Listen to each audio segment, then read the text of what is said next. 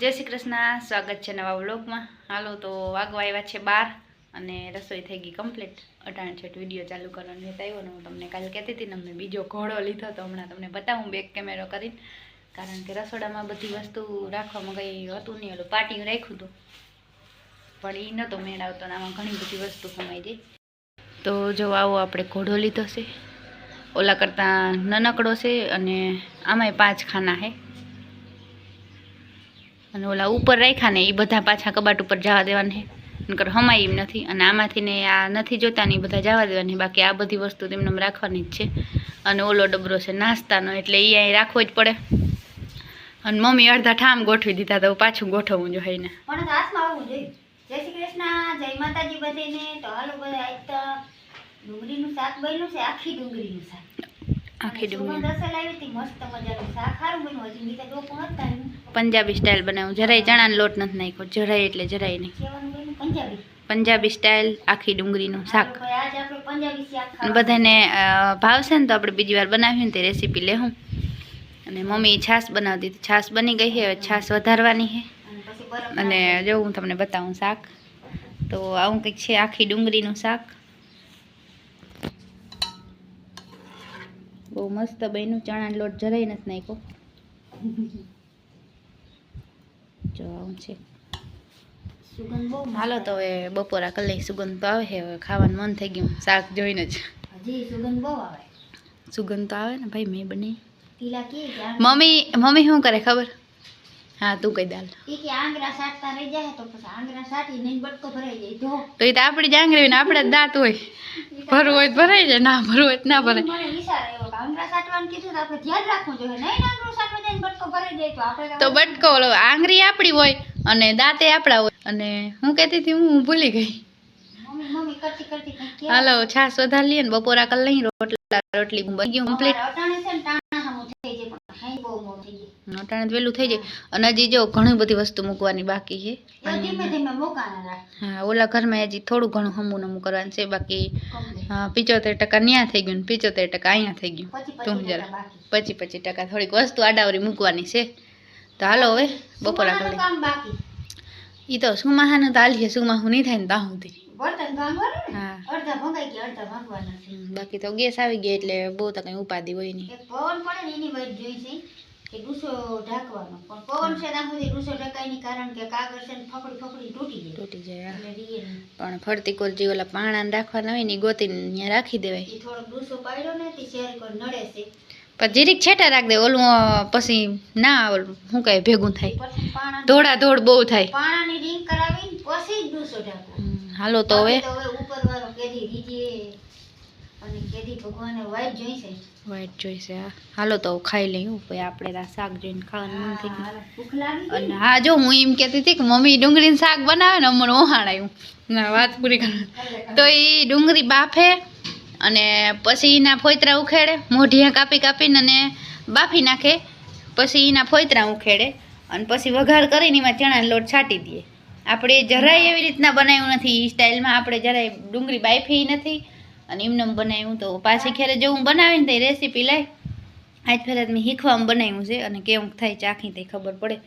રોગું દેખાવમાં તો સારું લાગે છે, ખાઈ પછી ખબર પડે, જો સારું બન્યું હોય તો પાછી ફેરે રેસીપી લેવું। હાલો તો બપોરા કરવા બેસી ગયા અને બધાને પૂછી પહેલી વાર મેં આખી ડુંગળીનું શાક બનાવ્યું, ભાઈ હું તો વાંધો નહીં, તો બીજી વાર બનાવું કાલ નેક્સ્ટ ટાઈમ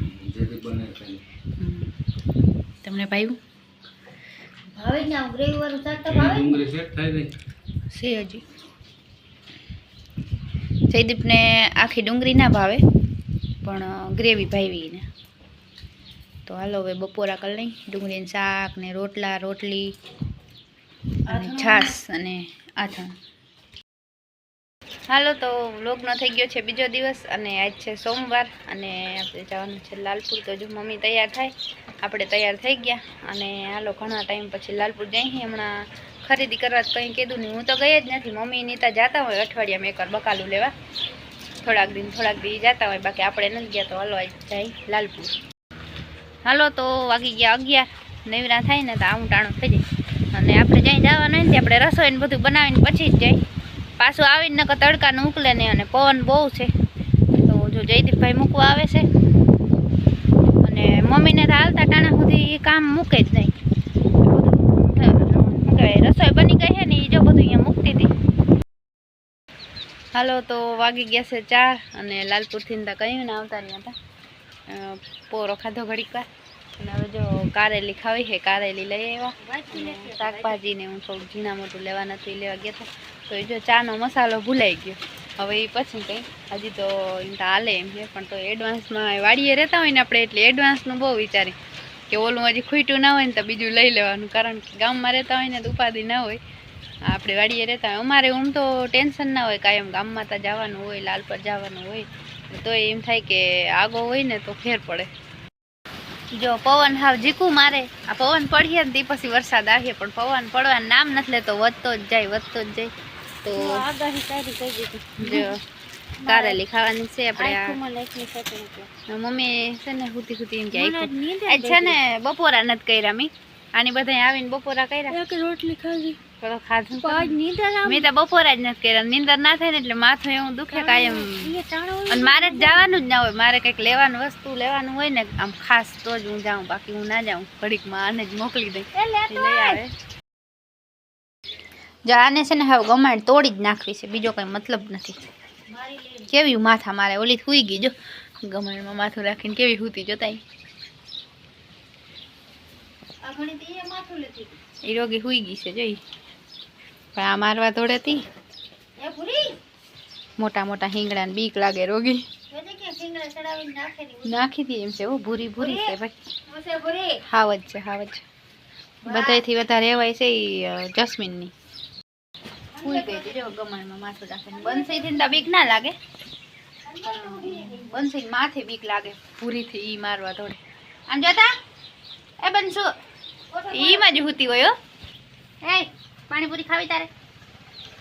બંસી પાણીપુરી ખાવી? એક દી આપણે ભેંસ ને પાણીપુરી ખવડાવીએ, ખાય કે નહીં? હું બાપા देखा आपने लापरवाही का नतीजा है.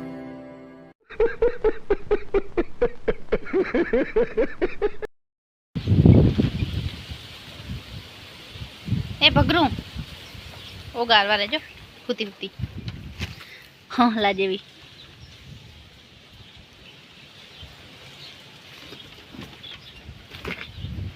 પણ ઊભું થવાનું કોણ કે? વારી થાતી.